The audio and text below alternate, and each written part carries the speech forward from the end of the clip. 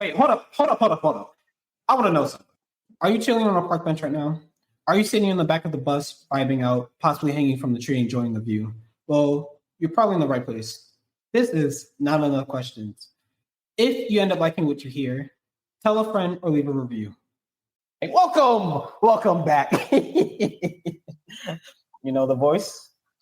I'm Julian. There's no extra name today. I have the unperceived Tyler.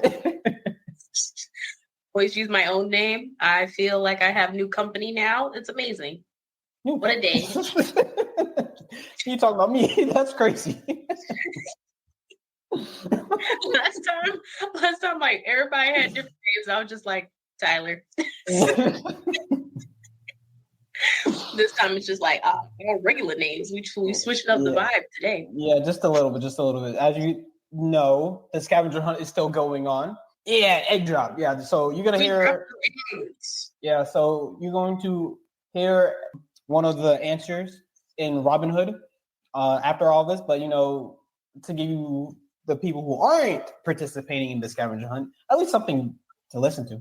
So the 7-ish days. Bam. It's called 7-ish days, friends. 7-ish days. I don't know why I didn't have one before. I think it just never occurred to me. I don't know why.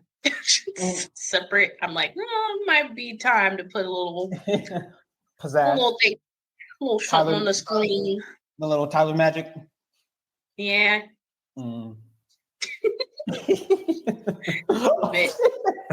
Yeah, as you hear, we're very goofy today. Before we get into that, I will also say the scavenger hunt ends end of April. End of April. That it would be so the scavenger hunt ends. Don't give a date. It might be wrong. Don't worry about it. It's in April. Don't even worry about it. We're not going to hold ourselves to when it ends, but it's supposed to end at the end of April until someone says, you know what, never mind. Yeah, it's St. Patrick's Day. Maybe. Well, today is St. Patrick's Day. When you listen to it, it'll be St. Patrick's week. That's right. You get it. Happy birthday, DJ Retrospect. Your birthday was, today. Happy birthday. Oh, yeah. Wasn't she having a party for it? Oh, yeah, no, right? I went to that. Yeah, I went to that. Oh, you did? Yes.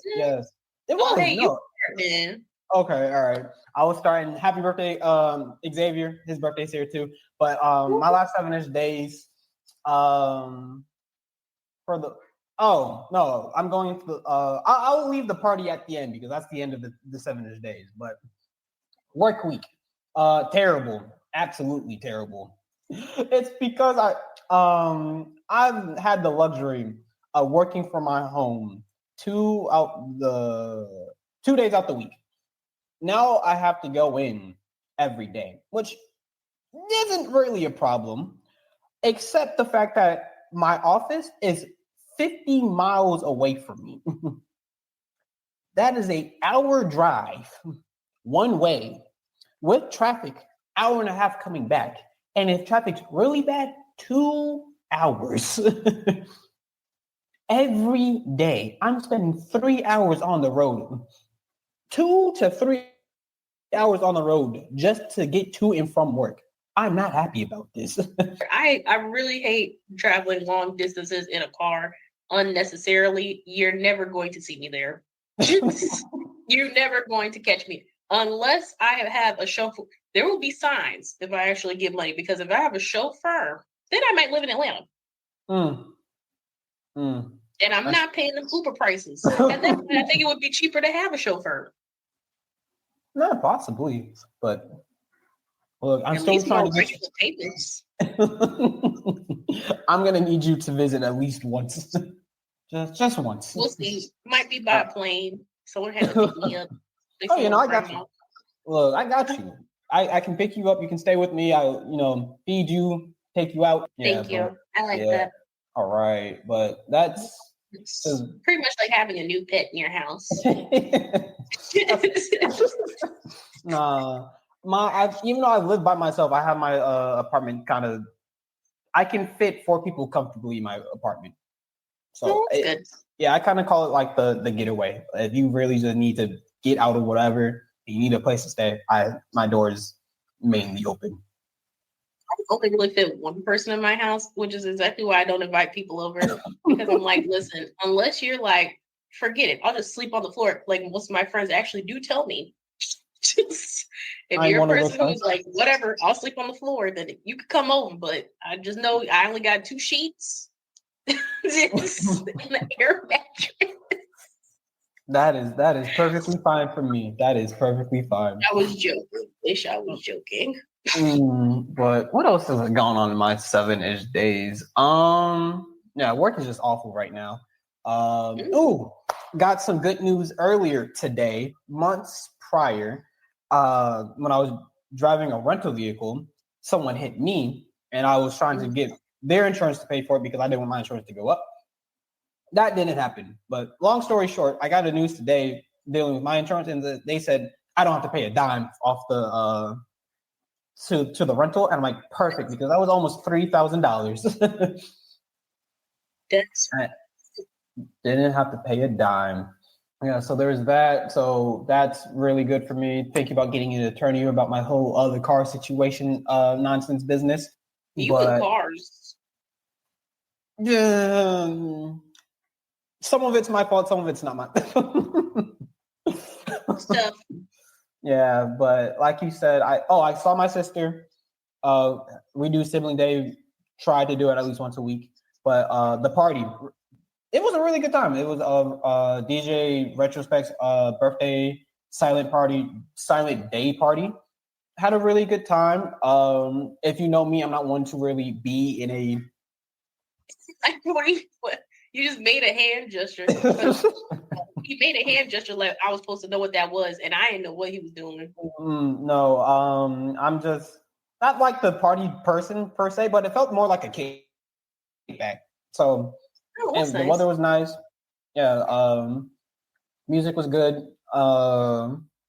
Food was good.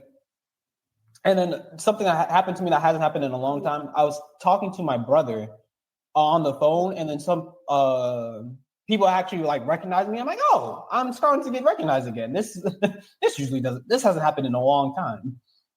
But yeah, ironically, it's my sister's friends, but I met them through other events, and they just seem to like me. So I'm like, all right, cool. But yeah, no, that's been my 7-ish days. Nothing super far out the wild.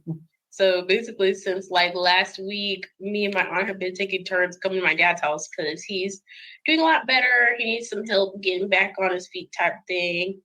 And that has been, it's good because my aunt is coming down and helping me with it and giving me more breaks so I don't have to stay here for a continuous amount of time. Let's go. We're trending positive because I used to be down here for like 1 to 2 weeks at a time, stressing myself out, going crazy. And now it's kind of like, I'm going up and down, back and forth, but it keeps me sane because at some point I like to touch my house, be at it, go to my bathtub, be like, ooh, what a nice bathtub. So like I get pretty squirrely being away from my place. I don't know. I'm not, me, unperceived. I like to be in my house. So like when I'm away from my house for long periods of time doing things that are particularly difficult, it's just kind of like, would you rather do difficult things in your house or would you rather do difficult things at somebody else's house? It's kind of an easy choice. Your own house. So like at least you have the comfort of your house. But it was kind of nice because he's doing like way, way better. It has been like months and months and months of just very up and down with his health and things like that. And it kind of giving me a lot of new perspective as I've gone through it because I mean, y'all know I be coming up on this podcast talking about how I'm fighting for my life all the time. It's like, when is she not fighting for her life? Never. But anyways, it's like trending better now. I was supposed to go to BlurredCon, but I couldn't because that was the same time he got out the hospital this past time. Which ended up working out because I got sick and had to take care of him while I was sick. Double boo. I was like, So like this extra help has been so nice because I could not get it beforehand because people were dealing with like my grandma and having all kinds of other stuff going on, or they had other obligations and priorities. A lot of people seem like their time is freeing up at a time when my dad's getting a lot better, which is kind of like you wish people had had more time when he was worse. But at the same time, you can't, sneeze at the fact that it's still kind of not, you still need support. Yeah. So it's like, there's never going to be a time where it's cool and where taking care of somebody post hospital is going to be like chill enough that you're like, I don't want anybody around. That's crazy talk. Don't do that to yourself. It's absolutely insane. You should not do that, especially if you can't get help. Because, especially the other issue is like you would think because he's through the VA, he's getting like all this help and all these resources and all these things. Wrong. There's no resources. And on top of that, he's at the VA in the middle of nowhere. And they took away a lot of resources after COVID that they didn't bring back. So, and then on top of that, it's like, I don't want to be that girl, but anybody who has a father who is an older black man knows that they will just kind of try to coast and not tell their doctors what's really going on with them until they're really bad. And then you talking to the doctor and you're like, why don't you know this? And you have to be like, oh, because he was just out here acting like everything was fine every time he went to see these people, knowing good and well he wasn't okay. So, it's been a real crazy. But I will say that it also made me think about how, like, because times can get very, very hard with family members, and you'd be like, why'd you put yourself in this situation? But then at the end of the day, you have to be like, I love them and I care about them and I want to do things for them. But I guess I was weighing between like, if you put yourself in a situation, why does somebody else have to deal with that? But at the same time, it's like, if you care about your family member, it don't really matter how they put themselves in the situation. If they're willing to take the help and they're willing to get support from you, especially whenever that is that time that they're asking for it, it's just like, you just show up because you care about them. You want their lives to be better. And the best thing you can do without overexerting yourself is be the best advocate for them possible so they get the resources that they need, especially if you can't be the resource that they need to be like with them. So I was kind of thinking about that, like, and I was just thinking about how, like, everybody, not to say like, well, no, I'm gonna say this. Everybody, I think, once in their life will have to advocate for somebody, whether it be yourself, a family member, a friend, whoever. At some point, you're going to have to advocate for somebody. And in those moments, it's just really good to do so because you never know if you're pushing the needle forward for other people, or, you yourself are going to get, you or your family member or your friends or whoever is going to get way more resources than they would have ever had trying to do stuff on their own. And so I always think like, I just want to say at any point in your life, if something's really getting hard, stressing you out, all this other stuff, the best thing you can do is be an advocate. That's the only way you can still support somebody without overwhelming yourself, and just kind of put it out there, like constantly put it out there, especially if you can't help that person in that way. You got to constantly just be helping them, make phone calls, do whatever. Even if the phone calls don't amount to nothing, because trust me, calling through the VA, you'd be definitely feeling like your phone calls are talking to a brick wall. And I'm not going to lie to y'all, like this probably took, in the grand scheme of things, like 3 years to really get under control. And it has just been the longest, most ridiculous journey. I'm gonna tell y'all right here on this thing, I don't care.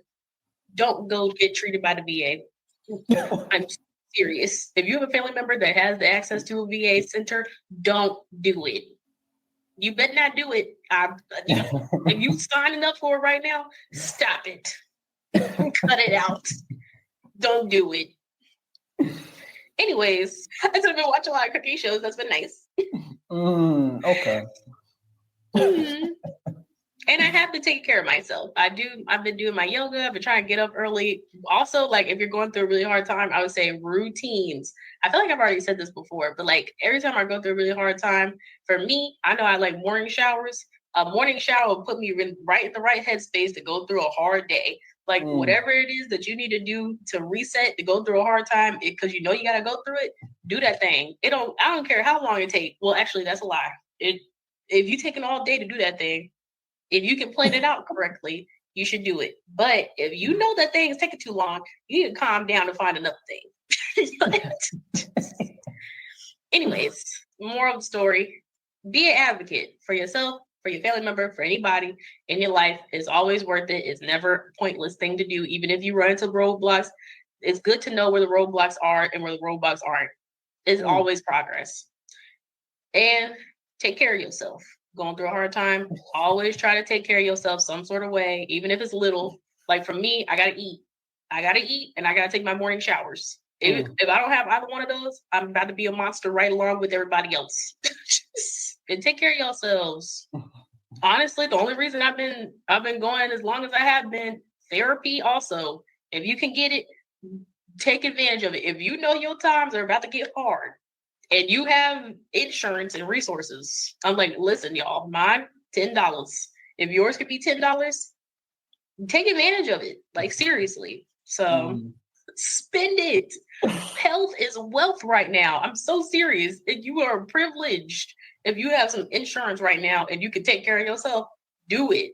Don't you sit around on that thing. You know you need to be doing something, going to a doctor. I need to find one. Look at, not me talking to you. I wouldn't even need. Okay, y'all, whoever in the community of Julian's side, please, it is March. If you have insurance and you haven't gotten all your checkups yet, do it. I'm serious. Do that thing, please.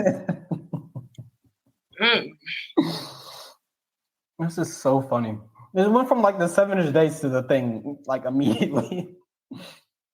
Well, you had a like I said, you had a you had a lot to say today.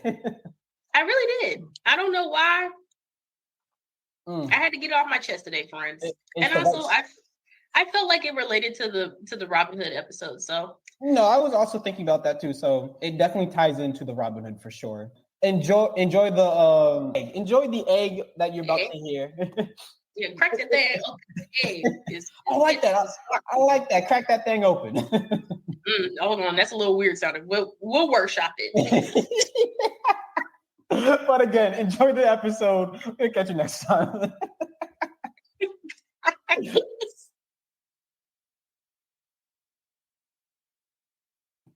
But I did have underwear. That's the goal. You gotta have the. As long as you have that, as long as you got underwear, life is good. Put that on a shirt. As long as you got underwear, life is good. It's the words I live by. It's gonna be my last words when I'm on my deathbed. I'm gonna call everybody close. Hey, come here. As long as you've got underwear, life is good. And then I die. I leave them with that. They're trying to figure out if they're supposed to laugh or cry. Was he serious or was he joking? It's a good way to go. Oh, geez. Oh gosh. Yes. And for the listening audience, I'm letting you know Paul has now officially changed his name to the famous Paul. So it's now official. It's official. We're calling it. Watch out, Paul Giamatti. I'm coming for you. It's official. And as you know, Tyler has too much power. She already created another banner just for this. Just special because, I do think this is a good motto. It's going on a t-shirt at some point for our show. I really believe that. I love it. More underwear, less problems. That's a really good t-shirt thing right there. Yeah. And a solid philosophy. So it is. I guess we should at least get to the question at least a little bit. So if we're already talking about underwear, I don't even know where this question's gonna go. Was not planning on talking about underwear on a weekend, but here we are. Bring it. Let's hear it. This is get ready, folks. Silly Saturday. So we're warmed up. Saturday. So the question that we decided for you, Paul, is what crime are you willing to commit knowing you're going to get caught? Oh my goodness. That's wild. I feel like So I just don't have it in me to do any kind of nefarious crime, right? Like that's Right. So we're crossing all those out. So here's what I think it's got to be. And actually I'm going to pull my phone out to supplement this. But you know how sometimes there are you see an article that's like, here are the strangest laws still on the books. And and I feel like that's the crime I want to do, so that when I get caught, everyone's like, that's against the law, and he has to get prosecuted for it. Okay. So right now I've got an article, www.hurtinva.com. So I guess this is a Virginia law office that deals with if you get hurt in Virginia. I don't know, 5 laws you didn't know existed in Virginia. Okay, so I'm in Virginia. So I guess that's, Google knows everything about you. So it automatically assumed I just wanted Virginia strange laws. So I'll take it. Yeah. So I'm going to read you the 5 strange Virginia laws most people don't know exist. And then I'm going to pick one of them. Now, I've never seen this before, folks. So this is, you're hearing it here first. So, number 1, Virginia residents can't use foul language against each other. Oh, that it is against the law to use foul language against each other. Now, all right, I'm gonna give y'all an interesting tidbit about me that nobody ever believes. Okay. I have never cursed in my life. Oh wow. Now, really, people hear that. People are like, there's no way that's possible. Everybody curses. And then their second thought is, well, is he like religious, or like does he say gee golly willikers when he says his toe? Like what's happening? So here's what it is. This is how I can remember it to the best of my ability. 1, there wasn't a whole lot of cursing in my household. And I feel like part of, if you make that a part of your vocabulary, part of that comes from, do you have it around you? You know, if you don't have words around you, then you don't incorporate them. So that's the first piece. But then the second, I remember a specific memory, and I have a horrible memory. So most of my childhood gone. I don't remember it. I'm sure I was a child at some point. Don't recall it. But I recall being in the middle school locker room, right? And that's a rough place to be. Yeah. And I had this memory, and maybe it's not even real, but I had this memory of some of my peers kind of surrounding me and trying to coerce me into cursing, right? Because that's what middle schoolers do. You want to make other people do other things, and they laugh about it. Then they don't even think about the ramifications and the trauma. Right. But I, as this young middle schooler, still hadn't gotten a growth spurt. I remember having this thought process of saying, I understand what they're trying to do. I understand if I curse, it'll make things easier for the moment, but maybe not necessarily long term. And I understand that if I choose not to, it could make things really hard in the moment, but long term might be beneficial. And somehow I had the resolve to say, you know what, I am not going to curse just because somebody's going to make me do it. I don't want that to be the reason. Right. And I remember I came up with some kind of a term for this. I made up this term that I was like, I feel like I've stumbled on something. This concept of this period of life where if you can choose not to be swayed, you actually step over this massive hurdle that equips you further down the road, right? And so once I passed that point, there was never any reason to curse, so I just didn't. And then I got older, and then I was like, I could choose different words. Like, I don't actually need this. And so, you know, you get long enough in your life having not done something, and you're just like, I just don't need to. But now, you know, I'm for the listeners, I'm a young 40. So 4 decades on this earth, and people my age are like, I don't understand how. So anyways, that's a bonus little story for your listeners. So I don't think I would do number 1. Let's just go ahead and call it, because why would I go ahead and break my 40-year streak just for breaking a silly law? That's just not, that's I'm not feeling it. That's a great streak. I'm going for 80, maybe 100, maybe 120. I mean, we're in the future now. So that's all right, true. number 2. All right, animals.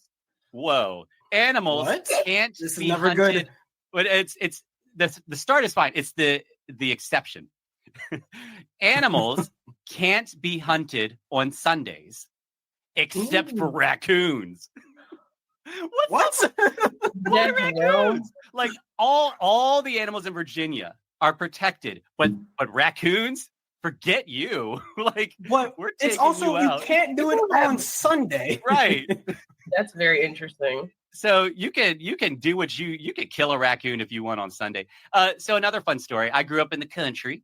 I don't think I'll slip into the accent except for fun. But I'm one of the few in my family that has not hunted. And one time. So when I was young, I wanted to be a vet because I love animals. And so there's one time with it had to be like a BB gun or a pellet gun. I went out with some neighbors and I shot a bird and I immediately regretted it.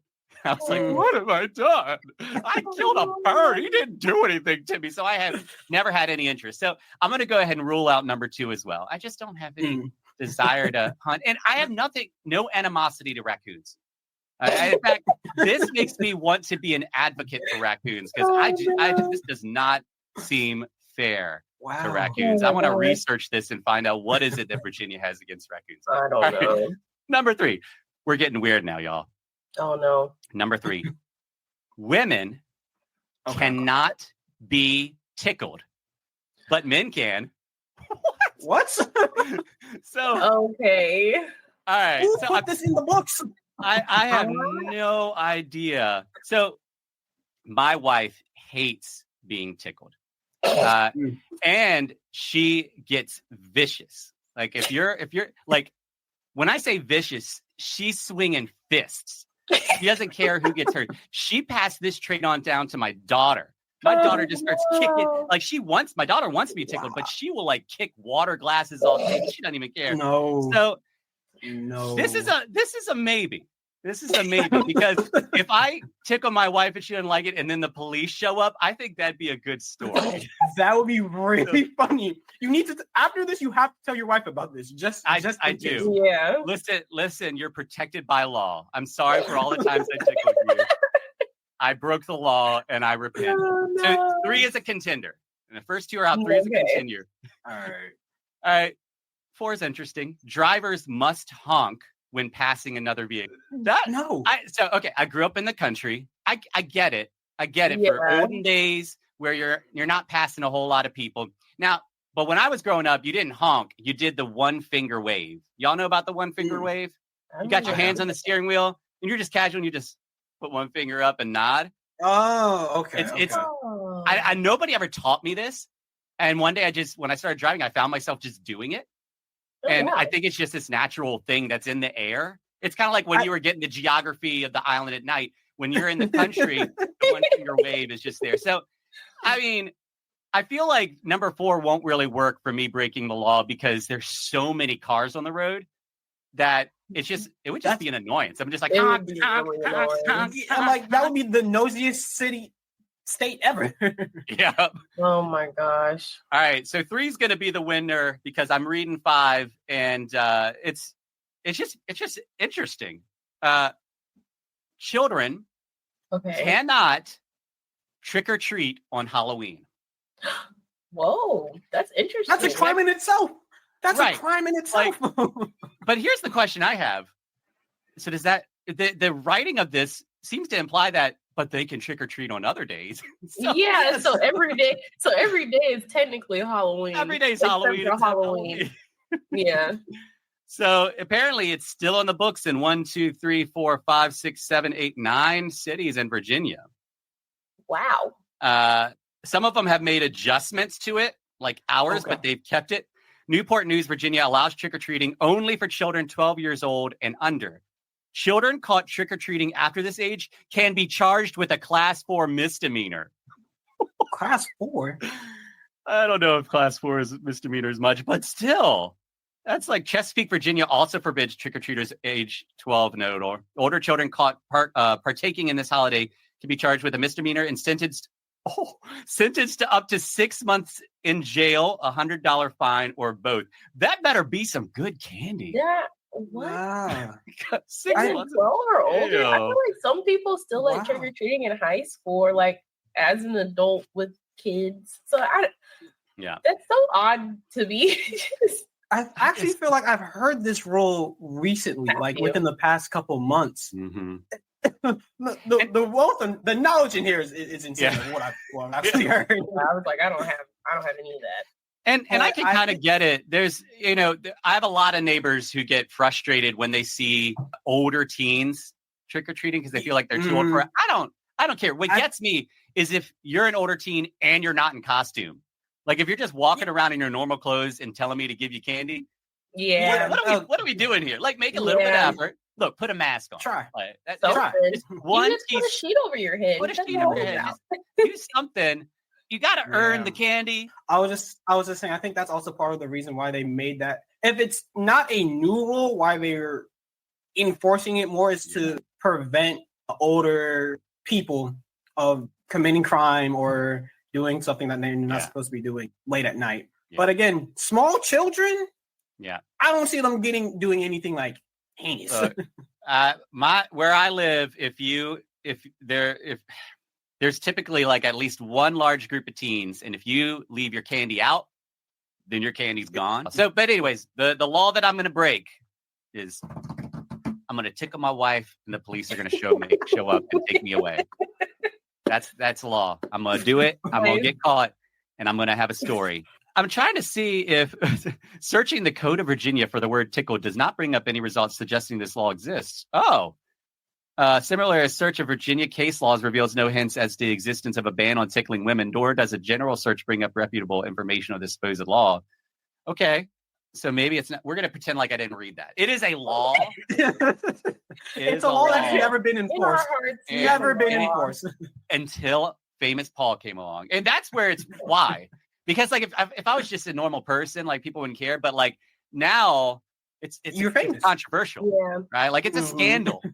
Now The it famous is. Paul tickled his wife, and he knew it was against the law, Knew the risk. and he didn't anyways. Oh my And God. man, the trial, and then they're gonna like do jury selection, and then like Menace to Society is gonna get called up, and they're gonna like, hey, will you be able to be unbiased? You're like, I saw him on Pod Talks, and so I feel like I can't be unbiased. I can't. And Tyler be up there, and Can't. she's like, I just woke up 20 minutes ago. I don't Yeah, know pretty if I can much. even do this. And trial of the century. Oh my gosh. Yes. But Tyler, what about you? What is the Yeah. crime? So Knowing you're getting caught. me and Julian had talked about this, and I am of the opposite mind of like, if I'm going to get caught for a crime, it has to be something like absolutely ridiculous because I'm not normally doing crime in my day to day. So I feel Not like normally, sometimes. it's gotta be. No, normally. I have jaywalked. Oh, I gotta go. I cannot be on a mean, call with a jaywalker. I'm just saying, it's rough times. Sometimes you see the crosswalk and you're like, I don't need that. It's just too far. Oh my gosh. But yeah, Every no, solar like eclipse, you commit a crime. something. I feel like I gotta go big or go home. It's gotta be something like absolutely ridiculous. So I was actually talking to Julian about this when he brought it up. And it's nuts. I'm not gonna lie. I'm just gonna warn y'all. It's ridiculous. So What, everyone? okay. I said, now stay with me here. I would be a stricker on the White House lawn, but there would be stipulations because I can't. There's not gonna be kids around. I'm not doing that to children. I'm not scarring anybody's child. That's not gonna happen. That's good. But I just find that I think the news story would be really funny that someone was in a trench coat and ran across the White House lawn and then they got arrested for it. And I just feel like, at that point, I deserved it. It was fun. I mean, I probably wouldn't do it again, but I would at least have a story to tell. Yeah. And I'd be like, I knew I was gonna get caught. I did it. Anything you do at the White House, you're gonna get caught for. So it's like, if it's going to be that, you gotta kind of go wild. I feel like, or it just doesn't make any sense. I hear I you. don't know. Like if I go to jail for like jaywalking, I'm like, there's so many other great things I could have done. So many great crimes I could have committed. So many great ones I could have committed to be here, and I got caught for my jaywalking, and it'd just be so upsetting to me. It's that classic scene in the jail cell where the other person's like, "What are you in for?" And you're like, yeah, "Jaywalking." And you're Trying to like, play it big. I'm not just impressing anybody with that one. Yeah. They have a whole wing of the prison system for jaywalkers. Pretty much. Yep. And we're like, what kind of jaywalking did you do? I mean, maybe it depends on where you did it. I feel like maybe if you raise the stakes of your jaywalking, you're like, it was jaywalking. But I jaywalked across like, I don't know, Atlanta's highway or something like that. And they're just like, whoa. Wait a minute. And you caused major accidents. Yeah. So, oh my gosh. Yeah, but I don't know. It has to be pretty big because I really just don't see myself going to. I'm like, why would I be in jail for something? Like tickling. I mean, I don't know, man. There's not enough stakes for me. There's not enough stakes. Oh my gosh. But I was telling him, I was like, yeah, it has to be like a school day so I know children are inside. And I'm like, the president's old enough. He has old enough kids that I would be hopeful that nobody would be in there crazy. But I'm not trying to scar anybody's children. I just want to put that out there. That would be crazy. I'm glad you thought this through. That's appreciated. You have to think about your crimes. You only have to be a menace, but so far. You don't have to scar anybody with your crimes. You could just do something because it makes news and then you go home. There you go. I feel like I am the complete opposite of both you guys. You guys are making very innocent crimes, but I'm like, if I know I'm going to get a cut, I'm like, I need to, at least in the same vein, I'm like, I need to do something fun. Okay. So my crime of choice is I'm street racing. That is my go-to. Yeah, that was right. Yes. But with certain stipulations as well, because I always feel like the reason why I don't do it now is because I'm putting too many people at risk of my own recklessness. So I'm like, I don't want that. I don't want to put anyone else at risk. So I will street race, but at like 3 a.m. in the morning, where there shouldn't be no one on the road. And I'm gonna want to hit at least 200, like just in a straight line. I don't need to Tokyo drift around corners and everything, but no, I just feel like me being behind the wheel, because that's actually really fun for me. Like that's something that I really want to do, is just drive as fast, push the car to its max limit, and knowing I'm going to get caught. But I'm like, yeah, no, I would do that one. Hands down, without a doubt. Yeah. And it would be better if I even win too. It's like, oh. Oh wow. Well, I mean, if you win, then you get bragging rights. You know, I do also think that the bragging rights of it all is truly something else. But I mean, technically you do get bragging rights if you broke a crime that nobody else heard of. So, these are all bragging rightsable in their own way. Yeah.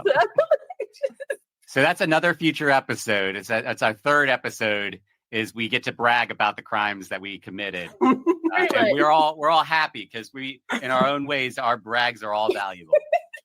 That is true. That is very true. If I'm lucky, get slapped on the wrist, maybe pay a small fine, and I walk away with my license. It's still intact.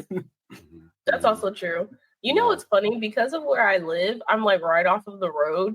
And I'm pretty sure there are people who street race at like 3 a.m. where I'm at, which is pretty wild because like I'll hear them and they're like, and I'm like, this is why I don't go out at that time of night, because there's just people zooming. It's pretty wild. So, and I haven't heard it in a while. So I'm like, did they crack down on them? Did those people move? Like, I don't know where they went, but. The strangest we ever had was I started hearing like tires peeling out, like so loud, right beside our house. We're right on the corner of an intersection, and a string of cars. I want to say at least 6 or 7, taking turns, just kind of slowly creeping up to the intersection, and then getting in the intersection and doing donuts, multiple donuts, and then leaving. And the next one would come and do it. Then the next one would come.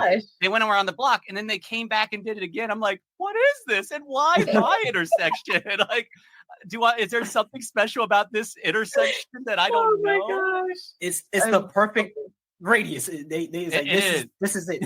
That's why they were out there with measuring tape the day before. Exactly. Now, Tyler, I realized something. I know why you got arrested for your streaking at the White House. It's Why? because more underwear, less problems. No Oh. underwear, more problems. So that was it. So, Wow. so when you're street racing, just wear a lot of underwear and you'll be fine. Like that's the secret to not crazy. getting arrested. My mind is actually blown. That wow. That Yeah. really tied back. I almost forgot about the underwear, which is my problem in the first place. Can't forget about the underwear, folks. If you've heard one thing this episode, That's don't the forget about underwear. Don't forget about the underwear. It's forget about important. But I have another question for you Oh. that Oh, wow. I'm reading it off because I like to come up with some backup questions just in case. But it's is there any illegal activity you think should be considered legal or not have such a severe punishment? Yeah, I already have thoughts. I don't have thoughts yet, so why don't you go, Tyler, while I formulate some thoughts? Okay. Because I already know the popular one where now they're legalizing marijuana and whatnot, so they shouldn't have as harsh crimes for it. That's good. I also do believe that if someone has an addiction, we shouldn't jail them. We should be giving them like rehabilitation, like things, so they can actually kind of get reintroduced to life without having to depend on that, because like you're just gonna go back. So like you didn't solve anything. You just punished them for it, and then you gave them no solutions forward, and you made their lives harder. So now they're just gonna go into it even further because they have no resources, and it's harder to get jobs and everything else because you have a record. Yeah. So I have that one, and then the loitering one, mainly because of homeless population, and it's really just against like homeless people. So those are my really big ones. Tyler, I appreciate that because that's actually what immediely came to my mind, and I'm like, I can't make this funny. So, no, it's okay. but you're right. Like that's it. I immediately thought of. Here's what I immediately thought of. In my community, there's high levels of poverty, high levels of homelessness, high levels of addiction, and I know many neighbors who will set up at a vacant house or on a stoop and just hang out there because there's nowhere else. There's nowhere else for them to go.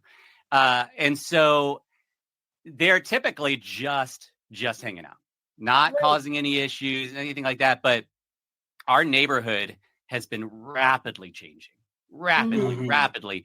And new neighbors will come in and immediately start calling the police and saying, hey, there are people sitting out at this alley, sitting out in this stoop. And I remember I have a friend of mine is unsheltered and has been as long as I've known him. Yeah. And there's one particular place that he would hang out all the time, and a new person moved in and basically called the police on him every day. Even the police, our area police are actually, I mean, I've kept an eye, and I've always been encouraged because they've actually done a good job of trying to care for the neighborhood. And in this case was one that was really encouraging because they even knew this was ridiculous, but they also knew because they got the call, they got to do something about it. And so instead of rolling in there and like making a big deal out of it, they went up to my friend and said, hey, we got another call, so you're going to have to go somewhere else for a little bit. But like, just go on, you're fine. Just go. Right. But it always frustrates me because what I know is he doesn't have a home. He doesn't have anywhere else to go. And to your point about addiction, he's doing better now, but for a season, alcoholism was a pretty hefty thing. And you're right. Just putting fines or jail time or whatever on him, like, doesn't change a thing. He didn't even necessarily want to land where he was. And so what he needs is people coming alongside him and making him aware of opportunities and resources, helping him to get connected with those, and then journeying with them. Because as we all know, all of us have had moments where we committed to something and then fell out. Your classic New Year's resolution. So as much as we want to get mad at someone who's wrestling with addiction, who then pulls out of rehab or something, like, let's look at our own lives and the number of times we've failed on something. Like, this is why community is so important. Like loitering, And anything in dealing with addiction, I agree. There are healthier and actually more effective ways to deal with it. The hard thing is it does take time, money, and commitment, and Right. people aren't always willing to do that. Mm-hmm. Yeah. Yeah. And definitely, well, just for me personally, anything that's deal with the homeless community, like I always want to like put something towards it because I know it's like any situation you can end up being in that same split, like how you said, like they didn't want to be there. Mm-hmm. And which kind of leads me into my well, I definitely have two. It was at least for like marijuana or things, like I don't think the severity of being in jail for like X amount of years should be even like a thing, especially now. Maybe a fine, but it shouldn't be on the same level as like cocaine or something. Like it shouldn't be that. I thought you were talking about crime to crime. I will say that is a thing that I'm also trying to get out of too, is comparing addictions, because that causes issues in itself. Because, okay, we can't demonize one and not demonize another one. Yeah. And then it's like, if it's an addiction, it's an addiction, and they still need resources, and point them to the resources. Don't. Now, if they did a crime that was related to it, different story, but it's one of those things. Yeah. But yeah, I guess it's not really as silly anymore. But it's serious. Welcome to Serious Saturdays. Yeah. Where we're very serious. The other thing that I wanted to say was I don't think it should be you just made this. There's no way. I am making these like on the fly anyway. But the other one is that I don't think it should be so. I don't know if this is considered a crime, but not paying off your debt, like how it snowballs into like, oh, you missed. Let's just say you were a college student. It's like, oh, I have hundreds of thousands of debt, and because of that, I can't buy a house or I can't do these other things. I feel like that's such a severe crime, I'm gonna say, or severe things like consequence. Yeah. So to the point where it's like, if you fall behind, you just keep being pushed farther and farther down. With very low. You're in a hole, so we're gonna make your hole even deeper until you get out of that hole. It's like, you can't get out of the hole if you keep making it deeper. Right. The punishment should be like getting resources and being like, oh, okay, now you have to go to this class because we know you're missing this, or this is a gap for you, or something. That or like or cap it, or cap it. Yeah. So I don't know. It's funny. I like that you brought up something that's not a crime, but is kind of almost treated criminal in a sense, where you start lacking resources because of it. Yeah. So that is actually a really good way to connect that to you, because I wouldn't have thought about it like that. Wow. I have another question. I have more questions, unless there's more. I was gonna say that this brought up a story for me. So my background, I studied urban planning, and there was this one girl who really inspired me, who was in there, because she was already working in the field and just kind of wanted some classes on top of what she was doing already. And she was talking about how people who are unhoused, especially if they've been unhoused for a long time, like being housed scares them, because it's like you've never been in a home. There's a lot of responsibilities to it. Even me, like I moved around a lot when I was younger. And so I don't see like a house as like an asset the same way, I guess, just because I'm like, oh, if you like get it or you lose it and all this other stuff. And then like the maintenance on it. And then I've been a renter all my life. Like it's kind of like you have to switch something in your brain almost to kind of be like, oh, okay, now I can do this. So she was saying, because she worked with, I believe, the local housing authority, like it's about meeting people where they are. So even if they're unhoused, like making sure that they're sheltered in some way. So like there was one lady that she was working with who she'd been unhoused for a while. So she didn't want to be in an apartment or anything, but she made sure she got her a tent. And then she came back and asked for anything else. She would keep giving her resources and everything else. And it took a couple of years of just kind of like getting there and getting comfortable. And now she's in an apartment. But it takes a while. It takes resources. It takes someone who's committed to understanding where a person is to get them where they could be. Yeah. So, I just thought that was a really good story about like, okay, if she had if that woman had somehow ended up like getting put in jail because she's loitering somewhere and like missed all these resources and didn't have other things that could like benefit her or someone in her life who was actually committed to just making sure she was at least sheltered. Yeah. Like, it's just valuable. Yeah. You're tapping into something now that we're in serious Saturdays. Yeah. Because I'm going to add that to my laws. Like it's along with the loitering, but more specifically, there are laws in the books where I am around encampment, around like sleeping somewhere that is not your property. Yeah. And the problem is that, okay, it's one thing to have that, but if you also don't have alternative options, then what is somebody supposed to do? And so there are many spaces where communities would set up. So I'll tell you the moment that, as you were talking, it reminded me of one of the things that frustrated me the most about Richmond.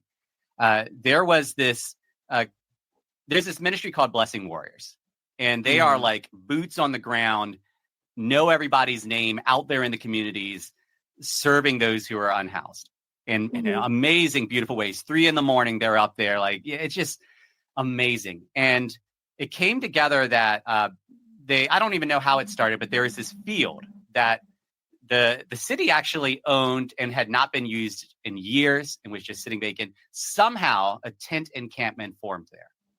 And Blessing Warriors helped to provide some oversight to it. And this thing was like a structured, healthy community. Tents were numbered and in rows. There were rules for the community. But even more important, folks who usually feel isolated and even worse, rejected, found people that cared about them. Like their tent mates and like fellow tent folks, like they would hang out together and talk together. And the city kept trying to find ways to get them out of there. And they sent an environmental person to come and say, oh, there's something in the soil and the soil's unhealthy. And oh, this, that, and the other. They kept on finding things. What they finally did, and we're getting deep into serious Saturday here. When the pandemic hit, this community had been thriving for 6 months. The city used that as an excuse to say, oh, there's a bunch of people congregated. So you can't, the pandemic, you can't be there. And people are trying to say, no, actually, this is probably better because otherwise they're just going to be out on the streets. Like they're going to be more at risk. At least here they have structure and support. And the city came with this giant crane and just started grabbing tents and all the belongings in it, yanking them up and putting them into this dumpster and just, and people were watching. There are very few personal possessions getting trashed. And I kid you not, like a week or so later, the what's the entity that deals with in the United States that deals with health and diseases? CDC. Thank you. Yeah. I think it was them, but some large entity came out and said that one of their parameters for the pandemic was do not eliminate encampments. Like if an encampment exists, like leave it. And I'm like, oh, I was so mad at the city because now not only do these folks no longer have the tents, they no longer have this, this structured space, but they now have lost support. I mean, folks were giving rides to job interviews, rides to the doctor, right? Like all these kind of things. And they lost the community. And the disruption to that demographic, I would say it was catastrophic. And so I'm with you. Like that should not be criminalized, and it should not be done in such a way that the humanity of people can just be tossed out, because it still continues today. They'll find a space that does not disturb anyone. Nobody's even using the building, and the city will find out and immediately put things up that says you have 24 hours to remove all your stuff, or we'll remove it for you. And there are solutions. There are cities that are creating tiny villages or buying hotels, and like there are solutions. But again, it takes people willing to see the humanity in others and to invest in their thriving. And not everybody's on board with that. Yeah, which is heartbreaking. Because it's definitely a shame is that it's whoever's running the city is like, oh, this is a blemish. It's not our. It's not making the city shine like we envisioned. So it's like, oh, let's just get rid of it. And I'm like, that's not okay with me. And so in my mind, I was like, what if we restructured cities to. I don't want to make it like they are a bad thing, but it's like you whoever's running it is like you're not gonna want to see them like out and about. So why not make cities or areas with like underground areas so that was like their own space and everything. So it's like they get to live, they get to do whatever, but you are happy that is all right, cool. We still have this problem, but we literally swept it under the rug. Mm-hmm. Yeah. Yeah. It's a big thing that honestly, I'm at least glad that it came up while I was in graduate school because people were actively thinking about that, like how we need to have wiggle room in laws and in ways that we're running communities so that people who live like, different, I guess, than the normal structures don't get just shoved out of the way because they don't fit the mold or we don't know what this is and we can't regulate. And it's like, it's not about regulating it. They need the irregularity so they can have this community. And when you don't want even the most vulnerable of your communities to be able to have some resources, like you're just shortchanging yourself. Like they were, able-bodied citizens who were just trying to be a part of the community and like they're trying to get jobs and like be a part of like their area as a whole. And, you just took all the resources away. So now what? Like, and then it causes long-standing trust issues within cities and with their communities too, because people remember that. And, they might become housed at some point in a voter and then a really strong advocate for just anybody. And then you're like, oh, well, now we have to rebuild trust with the community. And it's like, well, you had a chance and you squandered it. And now it's like, now you're paying for like putting a Band-Aid, what do they call it? A Band-Aid on a bullet wound. So Paul said, we put us in a hole. No, we end up in a hole and you just start digging down. Like so Right. And the problem is we love to make assumptions. And so when we see somebody in a hole, we decide we understand why they're in the hole because of their choices. It's their fault that they're in that hole. We never actually consider, what if they were pushed? What if what if it was like a sinkhole and they were doing everything right and the ground gave out from under them? Like there's all kinds of reasons somebody could end up in a hole beyond just they got into the hole. They chose the hole. And what's so hard is, especially American culture is just so individualistic and human nature. We are so afraid of being lower or less than one of our gut instincts is to make others lower or less than, to separate ourselves, right? So you got all these things going on that then lead us to look at someone and make assumptions or to make them lesser. And that's why, I mentioned I'm in ministry. And so I know in Christianity, this is a theme, but also in many faiths, this idea of, do unto others as you would have them do unto you. There's two pieces to that, right? There's one, a communal understanding of reality, that we actually have a responsibility to each other, that our lives are not about us alone. And when we live individualistically like that, there is going to be issues because we actually don't exist like we exist as community. But the other piece is a level of humility. I can't remember how the quote goes, but there's someone that said, but by the grace of God, go I. This idea that like, were it not for factors in my life keeping me from going in this direction, I probably would have ended up in this place. And so when we look at someone, there's this opportunity to practice humility to say, I can make assumptions, but maybe if I see this person with value and with understanding, instead of seeing them as nefarious or villainous or whatever, I could say, well, maybe there were a series of events, a childhood trauma. In our community, you were talking about addiction. Well, in the 90s, drugs were being funneled into our city because it was right off of 95. People who wanted to make money brought the drugs in. They didn't care the impact. Well, many neighbors were impacted by that, whether they chose or stumbled into it. And now there's a lifetime of ramifications since. Like there are reasons people land in places. Sure, there are people that overtly choose to do wrong. I would dare say that most people aren't actually trying to overtly choose to do wrong. Even in the times they might be aware, there are other things driving that. And when we begin to recognize a responsibility to each other and begin to see people with humanity and value, it changes what our solutions are, what our responses are. But we have to do that together and be in it for the long haul, because a lot of these things, most of these things are not quick fixes. Somebody wrestling with addiction, like, you don't just stop being addicted. Addiction is a lifelong thing. You learn how to control it, mitigate it. You learn how to have support. You know how to bounce back after relapse. But I think many people just assume, just stop being an addict. And it's like, well, actually, that's not an option on the table, right? So like, we recognize the longer journey and we make a decision to be a part of it. That's how everyone thrives. But unfortunately, most people are looking after their own thriving. And so that guy who was calling the police on my friend, he just didn't like the view of people drinking across the street. So it impacted his aesthetics. That's not, nope. I'm not for that. Right. And this is so funny because I'm like already having my fire, like my brain is firing, but I just keep thinking about, and like I have to banner for this. So,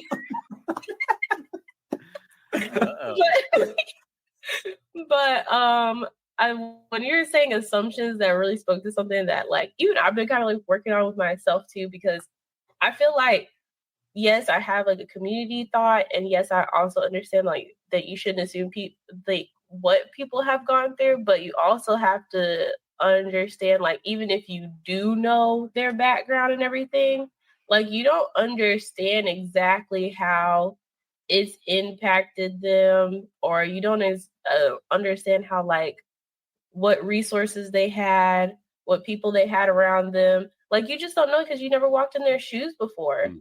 And so it's like you have to take yourself a step further, because you're also non-assuming, but even when they do, after you've done the unassuming, you have to make sure that you're constantly checking in with yourself and going, I don't know this person. Like, even with our interpersonal lives and our relationships, like and this is about to get so deep. I had a tiff with my dad. And so it was kind of funny because we were both coming at it from different angles, but I had to kind of take a step back for myself and be like, okay, I ultimately know that he is doing this because he thinks it's for my good. And we're not working against each other. We're working together, but we're working at it from different angles. And so like, when you even take that into consideration and really kind of like remove what it is, like you try to make it personal, like even if the person is personally like affected by you and it is personal to a certain degree, it's kind of more, if you think about it in the sense of, okay, what is this person's intent? What are they trying to get to? And like, just knowing like all I can control is my reactions, and I also want to get to that goal, then, all the things that you already knew about them help, but also help you just to make sure that you can connect and get to that main point. And I think sometimes we just got to take it even a step further to really be like, okay, this is what community looks like, and this is what working with another person looks like. So yeah, we are going deep. Yeah. And the funny thing is, I'm like,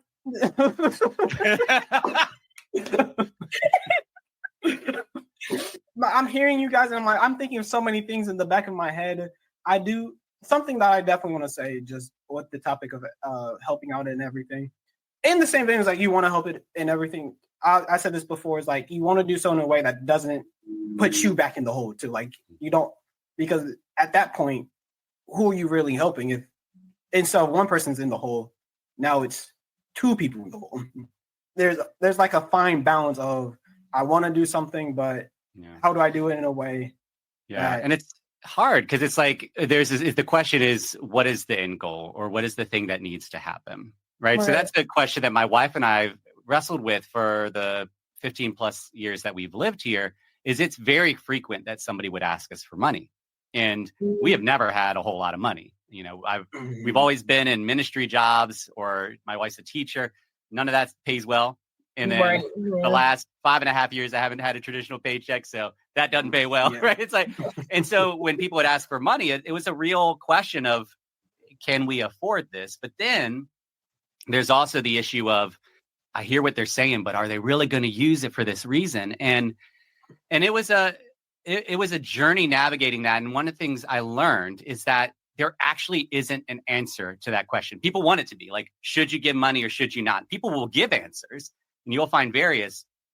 What I found is a better question for me to ask is, what is my intention in this moment? Because you could give money out of a superiority.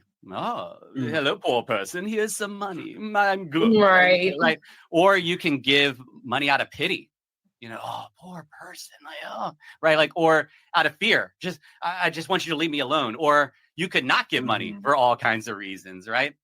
And so I found that something that's important for us to do in any interaction we have is to understand our intentions. I used to run internships and service groups with one of the ministries I worked for. And there's a guy named Pastor Don. He's been my pastor for a decade and a half, married my wife and I.